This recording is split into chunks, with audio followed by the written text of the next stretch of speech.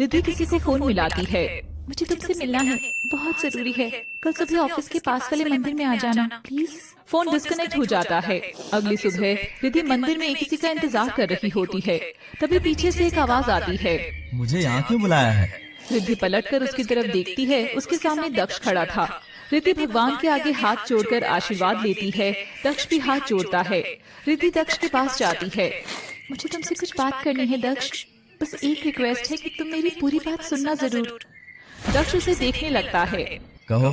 मुझे लगता है कि हमें उन दोनों के रिश्ते को फिर से जोड़ने के लिए कुछ करना चाहिए। दक्ष के चेहरे पर गुस्सा आने लगता है और वो कुछ कहने के लिए रिद्धि की तरफ बढ़ता है। देखो तुम। रिद्धि उसे रोक देती है। गुस्सा करने से पहले मेरी पूरी बात सुन लो।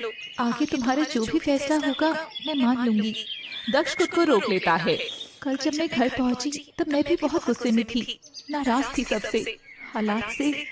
उसी गुस्से में मैंने माँ के सामने उनके बारे में कुछ कड़वी बातें कह दी। माँ मुझसे बहुत नाराज हो गई इस बात पर। एक पल को मुझे समझ ही नहीं आया कि ऐसा क्यों हुआ। जिस आदमी ने मुझे छोड़ दिया उनके बारे में कुछ सुनकर वो नाराज क्यों हो गई। फिर लगा कि ये तो सिर्फ उसी के लिए हो सकता है जिससे हम बहुत प्यार करते हों। हम चाहे एक दूसरे को कुछ भी कह लें, लेकिन कोई और अगर कहता है तो मैं अच्छा नहीं लगता। दक्ष को भी रात वाली बात याद आ जाती है कि कैसे उसके पिता ने उसे डांटा था जब वो अमिता के लिए गलत बोल रहा था। क्या हुआ दक्ष? दक्ष अपने ख्यालों से बाहर आता है। कुछ नहीं, तुम कहना क्या चाहती हो? और इन सब बातों का क्या मतलब है? जो इतने सालों में नहीं हुआ वो अब क्या होगा? इतने सालों में नहीं हुआ क्योंकि किसी ने कोशिश ही नहीं करी, ना उन दोनों ने और ना किसी और ने। याद करो दक्ष, तुमने मुझसे कहा था कि तुम हमेशा मेरा साथ दोगे। मैं जब भी पलटकर देखूंगी हमेशा तुम्हें पाऊंगी। रिद्धि की आंखों में आंसू आ जाते हैं। कहीं न कहीं दक्ष का मन भी उसकी बातों से पिघलने लगा था। जो गलती हमारे माँ बाप ने की हम क्यों वही दोहरा रहे हैं अपने रिश्ते में। दक्ष उसे देखने लगता है। उन दोनों के रिश्ते टूटने का, या यूँ कहें कि आज तक एक न हो पाने का कारण है कि किसी ने भी एक दूसरे की तरफ कदम नहीं बढ़ाया। सेल्फ रिस्पेक्ट ईगो में बदल गया। सच बताना दक्ष, तुम इतने दिन से माँ से मिल रहे हो, क्या तुम्हें सच में लगता है कि वो गलत इंसान है? दक्ष थोड़ी देर चुप रह जाता है और कुछ सोचकर बोलता है, मुझे नहीं पता, लेकिन उन्होंने डैड को तुम्हारे बारे में भी नहीं बताया। मानती हूँ नहीं बताया। मैं ये नहीं कह रही कि वो सही है पूरी तरह से, लेकिन वो गलत इंसान नहीं है। हमें तो यह भी नहीं पता कि आखिर उनके बीच हुआ क्या था। तो हम कैसे डिसाइड कर सकते हैं कि कौन गलत है और कौन सही? लेकिन हमें ये कैसे पता चलेगा कि उनके बीच हुआ क्या था? क्योंकि मुझे नहीं लगता कि वो दोनों कुछ भी बताएंगे। तुम सही कह रहे हो, लेकिन हमें पता लगाना होगा। दक्ष हाँ में सिर हिलाता है और जाने लगता है। रिद्धि उसका हाथ पकड़ लेती है। उसकी आंखों में आंसू थे। Thank you. एक बात और कहना चाहती थी। कहो। मैं चाहती हूँ कि हम दिल से कोशिश करें उन दोनों को एक करने की, न कि एक दूसरे को सही और गलत साबित करने की, क्योंकि कहीं न कहीं उनके बीच आज भी प्यार तो है। एक तरह से हमारे हालात भी एक जैसे ही हैं। तुम्हें बचपन से माँ का प्यार नहीं मिला और मुझे पिता का, तो क्यों ना जो अब तक नहीं मिल पाया, क्या पता अब मिल जाए। दक्ष कोई जवाब नहीं देता। रिद्धि का चेहरा उतर जाता है और वो आंखों में आंसू भरे वहाँ से जाने लगती है। दक्ष उसका हाथ पकड़ लेता है और उसके पास आता है। सॉरी। रिद्धि उसे देखने लगती है। मैं गुस्से में कुछ समझ नहीं पा रहा था। मुझे लगता था कि मैं अपने मन में नफरत भरकर अपने पिता को खुशी दूंगा, पर उनकी खुशी माँ के साथ है, उनके बिना नहीं। थैंक यू ये बात मुझे समय रहते समझा देने के लिए। तुम देखना, अब मिलकर हम उन्हें एक कर देंगे। रिद्धि हाँ में सिर हिलाती है। वो दोनों एक दूसरे के गले लग जाती हैं। अब मैं चलती हूँ। ओके। रिद्धि मंदिर से सीधा अपने घर आती है। अमिता जी ड्राइंग रूम में बैठी हुई थी। अरे रिद्धि, कहाँ गई थी इतनी सुबह? मंदिर गई थी। तुम बैठो, मैं ब्रेकफास्ट लगाती हूँ। रिद्धि हाँ में सिर हिलाती है।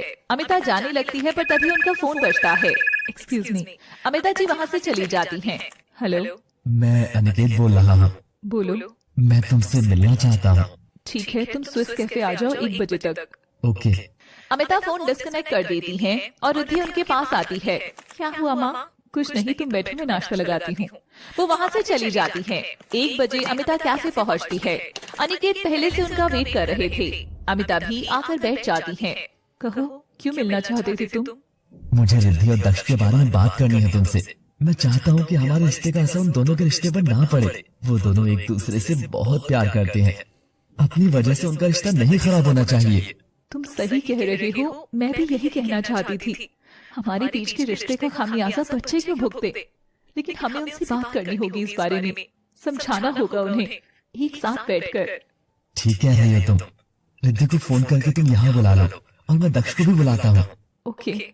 वो दोनों रिद्धि और दक्ष को फोन करके कैफे बुलाते हैं। थोड़ी देर में रिद्धि और दक्ष कैफे पहुंचते हैं।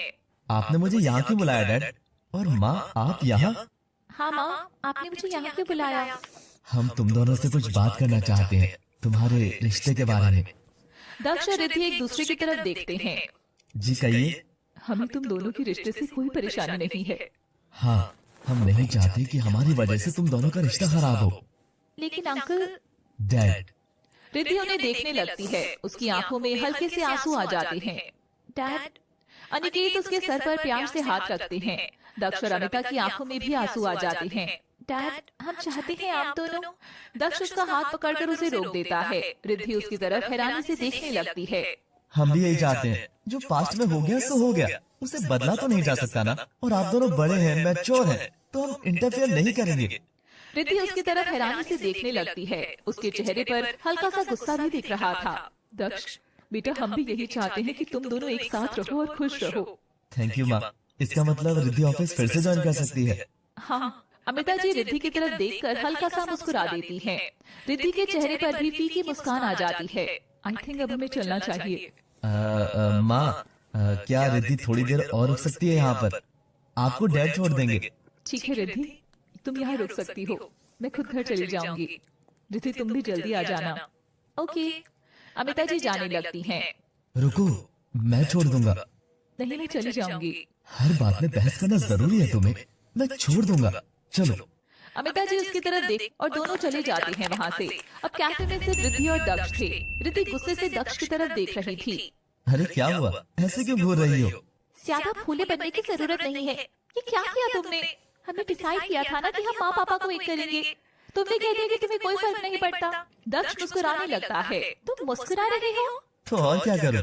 रियली? अब मेरी बात सुनो। तुम्हें लगता है कि हमारे पेरेंट्स से बात मनवाना इतना आसान है? दोनों बहुत जिद्दी हैं। अगर हम उनसे कहते हैं कि हम आप दोनों को साथ देखना चाहते हैं तो कभी ना मानते।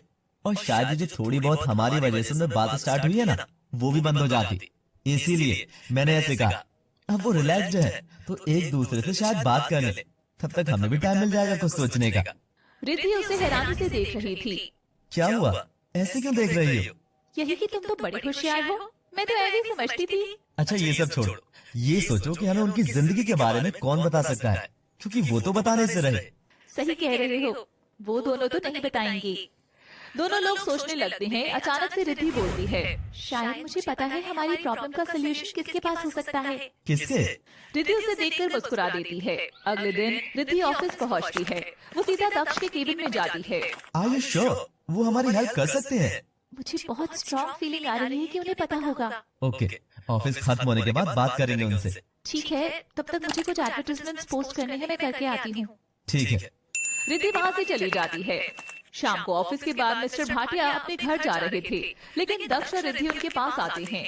अरे सर आप कोई काम था क्या? जी, हमें आपसे कुछ बात करनी है।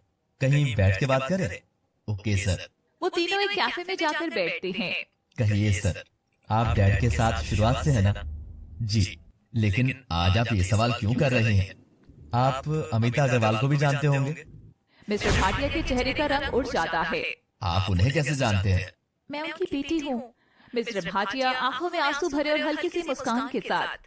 क्या आप उनकी बेटी हैं? इसका मतलब आप साहब और उनकी। तभी शायद जब मैंने आपको पहली बार देखा था तो मुझे आप में उनकी छवि दिखी थी। मिस्टर भाटिया के चेहरे पर एक मुस्कान आ जाती है। हम उन दोनों की बीती जिंदगी के बारे में जानना चाहते हैं और उनके अलग होने की क्या वजह थी।